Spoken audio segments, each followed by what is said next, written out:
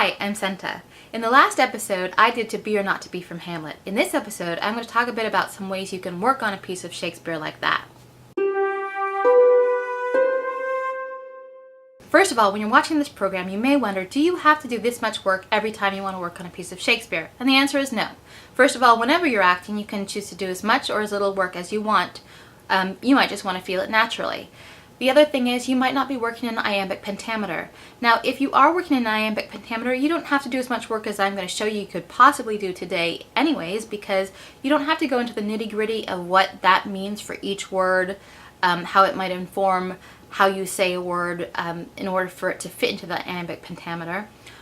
You could just go with the rhythm, which is kind of like a heartbeat, and so it has a natural rhythm and a natural flow, and just let that inform how you perform it. Now, the great thing about if you choose to do a lot of work is that it's kind of like you're a detective, and instead of just bringing something from the past to life, you're now in a conversation with Shakespeare and a conversation with the past about how to do these plays, how he wanted you to do these plays, and also about how the past is different from today.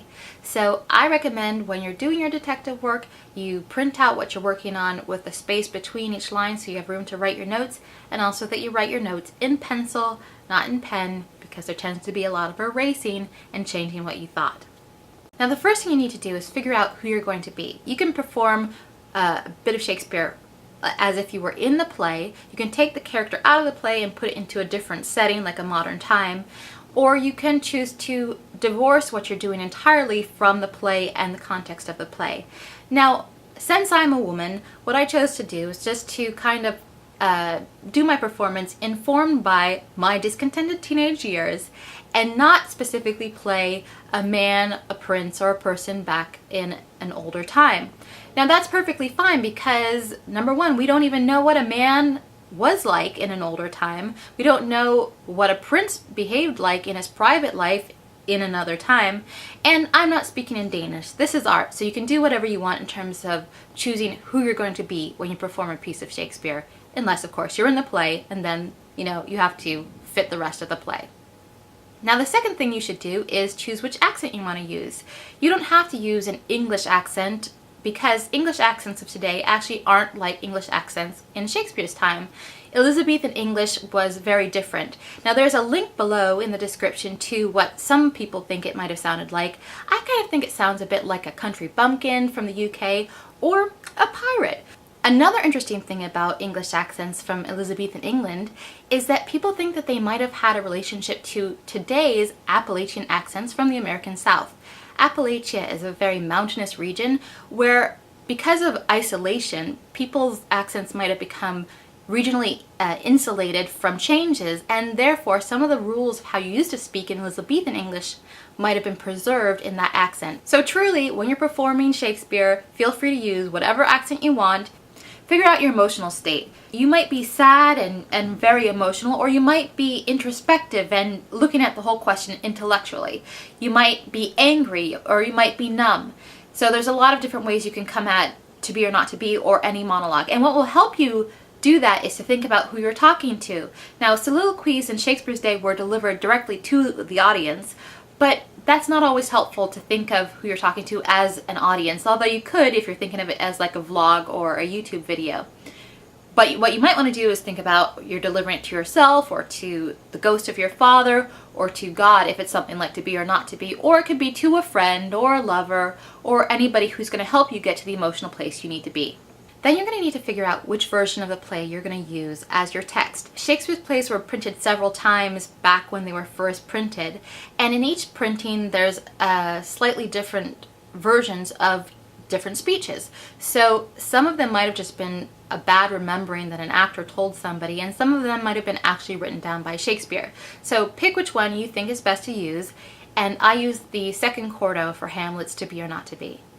Then you're going to need to figure out what everything means. So some of the words are going to be words that you recognize from just how we use them today. Some of the words are going to be words we don't use anymore, and some of the words are going to be words that we don't use the same way anymore. So you're going to want a dictionary, or Google is really actually helpful to look up a bunch of archaic words. And then you also might want to look at other translations that people have done into modern English from Elizabethan English, and also other interpretations people have of what speeches mean. The next thing is, if you're working on something that's an iambic pentameter, like to be or not to be is, you need to go through and mark either just for your ears or on the paper where the stresses fall. Iambic pentameter means that a line has 10 syllables, and in that 10 syllables there's 5 pairs of syllables, and the second syllable in each pair is stressed. So it sounds like a heartbeat. It's da-dum, da-dum, da-dum, da-dum, da-dum. It's actually a very natural rhythm, and it can help you remember the lines as well as it pulls the energy forward in the speech. Now when you want to figure out what the stresses are, you can write them down. As you can see here, I've underlined every stress. If you don't want to write anything down, you can just say the line with some extra stresses, and you can clap along if that helps you as well. So you might say, "For in that sleep of death, what dreams may come." There. That helps you get it into your head a little bit. Now here's an interesting tip, and I don't know if it works because it actually works or because I make it fit what I'm doing, but you might want to try it out. Now remember how I said that Appalachian English was somehow related to Elizabethan English, a lot of people think? Well, there's this program called Justified, and it's set in Kentucky, and I was binge watching it one time when I started to work on some Shakespeare. Now for some fun, I decided to do Shakespeare in a really overblown Southern accent, just like I'd been hearing on the TV show. And as I did it, the iambic pentameter seemed really natural. I don't know if you want to try that, just pick a really big version of a Kentucky accent and try doing your Shakespeare and see if it helps you feel out where the iambic pentameter should land. Figure out which words are related in the speech. So there might be words that are related by rhyme or by close sounds or alliteration or opposite ideas like life and death. So as you can see, there's a rhyme between unworthy takes and his quietus make. Now when you hit a rhyme in Shakespeare, you don't have to oversell it. Just know that it's there so that it can inform the rhythm as you go into it. I also think there's a rhyme between puzzles the will and bear those ills, even though it's not at the end of the sentence.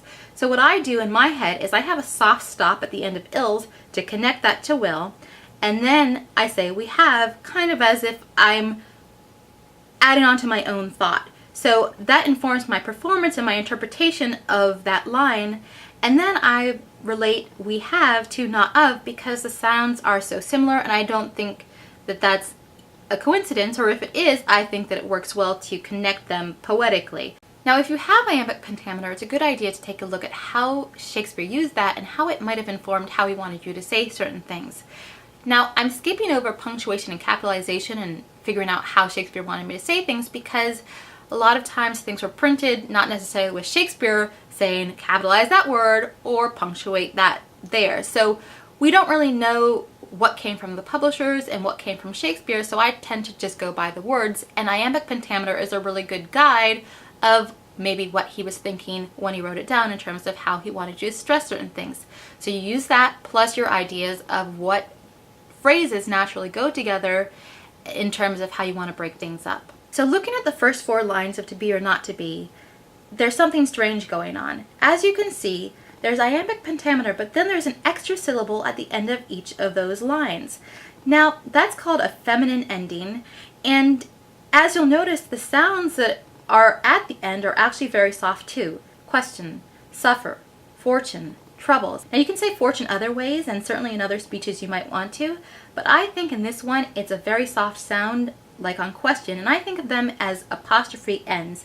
And in fact, in the description below, I've made some notes about how I think that words might be pronounced differently in order to fit the iambic pentameter, and that's at least my interpretation of how I want to bear in mind certain words might be said. So certain words, instead of having 3 syllables, might have 2. So as you can see here, I interpret the soft feminine ending in an iambic pentameter as an ellipse, and I also mark it down as a falling ellipse to remind me that it's leading on to the next line and a continuing thought.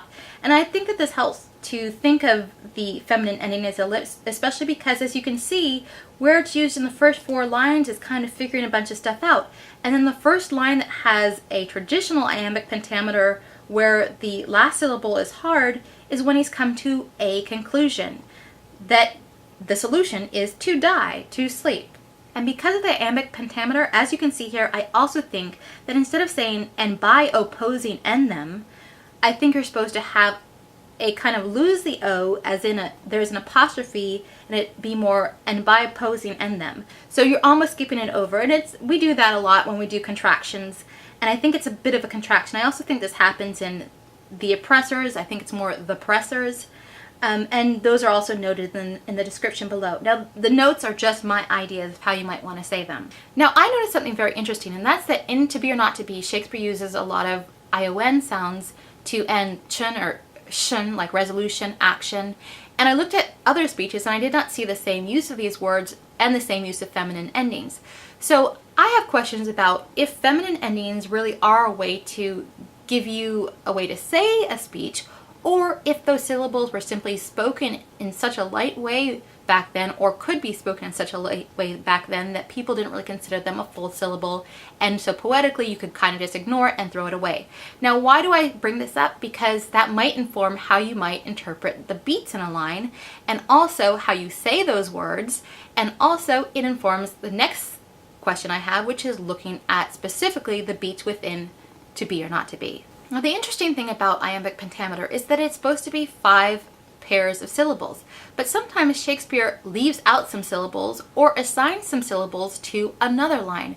So let's take a look at must give us pause, there's the respect. That's actually only 4 pairs of syllables, but he says must give us pause. So I think he wants you to then actually take a 2-beat pause before you say there's the respect that makes calamity of so long life.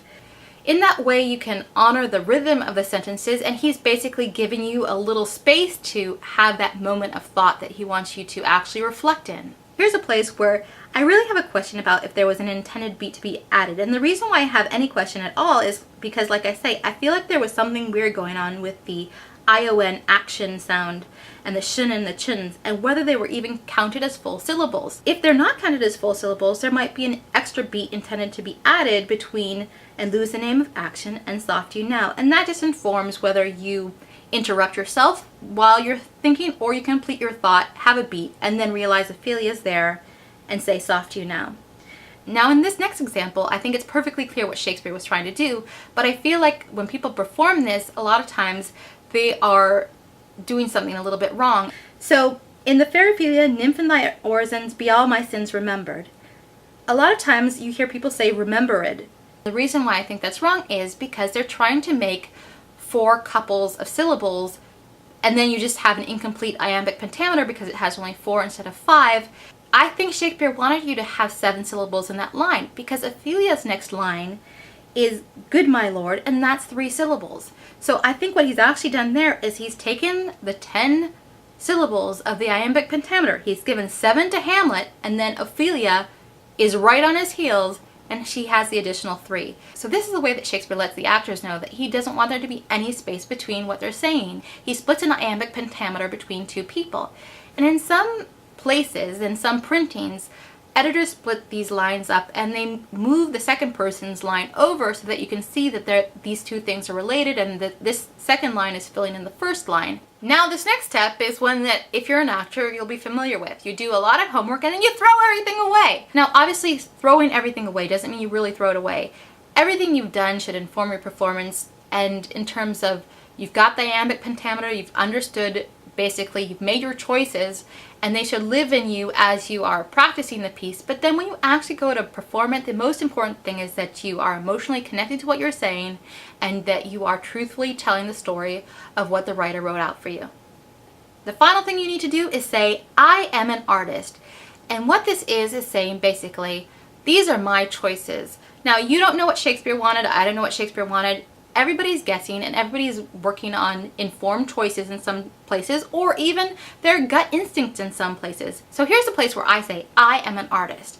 Now, when I was researching To Be or Not to Be, I found that a lot of scholars, for some reason, have decided that on the very first line, there's a weird break in iambic pentameter, where instead of having a feminine ending, and that's just the only change, they also want you to stress that instead of is. They want it to be or not to be, that is the question, versus to be or not to be, that is the question. And I ask as an artist, and I say as an artist, why? There's no evidence for that. There's no evidence he wanted you to break the iambic pentameter, and it makes perfect sense to stress is. Be, is. It's 3 of the same thing, essentially. And it makes sense to me artistically in my gut, and it also makes sense in the iambic pentameter to say to be or not to be, that is the question. So I say to these academics, you're wrong, I'm right. In my opinion, this is my collaboration with Shakespeare, and if anyone has a problem with it, I'll just say, I am an artist, and this is what I'm doing. So that's it from this episode. On the next episode, I'll be performing more from Hamlet with the modern English translation below. If you want to know when that comes out, you can subscribe to this YouTube channel. You can also follow me on Twitter, and my Twitter handles are in the description below. So I'll see you then.